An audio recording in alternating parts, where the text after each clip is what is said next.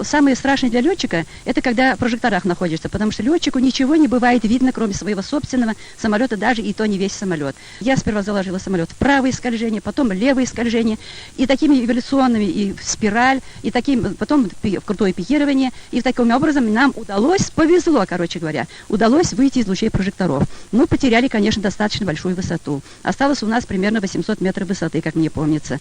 И штурман мне тут же дала курс на Азовское море, потому что и я тут почувствовал, даю полные обороты, у меня мотор не забирает. Так решили, лучше упасть на море, погибнуть в воде, чем попасть в руки неприятеля. И с потерей высоты еле-еле на оборотах 1300 оборотов мы вышли на море, и над правым крылом была земля, над левым крылом было море. Снова подошли к Керченскому проливу, и штурман начала давать я свой огни. Мы получили ответный сигнал с земли, то есть точное нахождение той пятачка нужно было определить. И вот поэтому, значит, по этой красной ракете с земли мы буквально упали на этот пятачок. Ну, так были рады. И тут же остановилась, заглох мотор.